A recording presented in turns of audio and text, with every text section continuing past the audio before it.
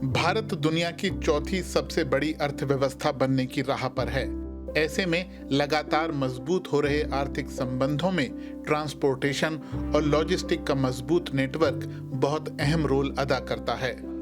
भारत और जर्मनी दोनों इस बात को समझते हैं। खासकर यहाँ जर्मन शहर ब्रेमन में हुए जर्मन इंडियन बिजनेस समिट में दोनों देशों के बीच मैरीटाइम यानी समुद्री परिवहन को बढ़ाने पर जोर दिया गया। एक्चुअली पोटेंशियल बहुत ज़्यादा है। अभी जैसे हम बात कर रहे थे, इंडिया और जर्मनी बहुत ही ट्रस्टेड पार्टनर्स हैं। बहुत जल्दी से तेज़ी से बढ़ रहे हैं। पिछले 5 साल में ट्रेड ऑलमोस्ट डबल भी हो गया है।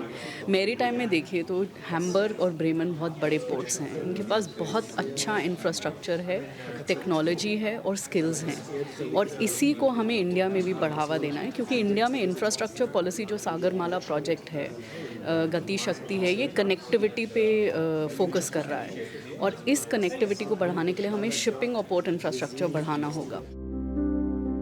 हाल के सालों में भारत जर्मन कंपनियों के लिए लगातार अहम होता गया है।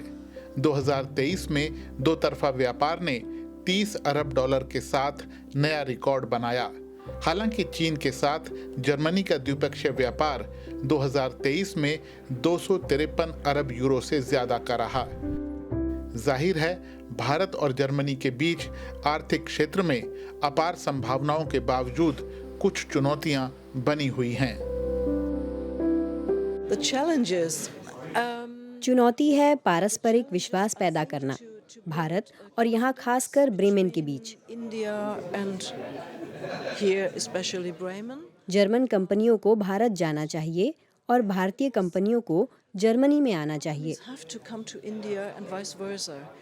इसके लिए हमें एक दूसरे की संस्कृति को समझना होगा और साथ ही अलग अलग मुद्दों पर हमारी आपसी राय को भी समझना होगा। लोकतंत्र होने के साथ साथ भारत और जर्मनी के बीच कई ऐसी साझा चीजें हैं जो उन्हें एक दूसरे के करीब ला रही हैं।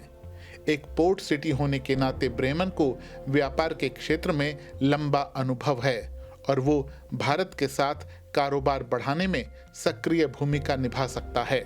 एक्सपर्ट समुद्री परिवहन के क्षेत्र में दोनों देशों के बीच अच्छी संभावनाएं देखते हैं। हालांकि ये क्षेत्र भी बड़े बदलावों से गुजर रहा है।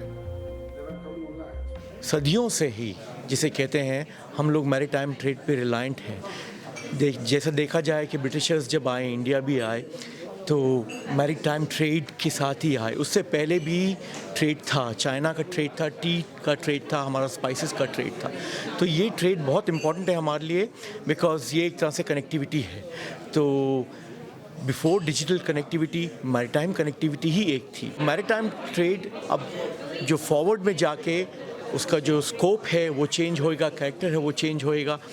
हो सकता है कि हम क्लोज़र डिजिटल कनेक्टिविटी के साथ में सब्स्टिट्यूशन करें, कॉम्प्लीमेंटैरिटी करें, लेकिन मैरीटाइम ट्रेड अभी भी हमारे लिए बहुत इम्पॉर्टेंट है सबके लिए। बस ये है कि अब कैसे किस प्रकार हमें इसको चेंज करना है, बिकॉज मैरीटाइम ट्रेड एक तरह से पोल्यूटर भी है नई जनरेशन के लिए। भारत और जर्मनी दोनों ही साझा चुनौतियों से वाकिफ हैं, लेकिन साथ मिलकर समुद्री व्यापार की संभावनाओं का फायदा उठाना चाहते हैं।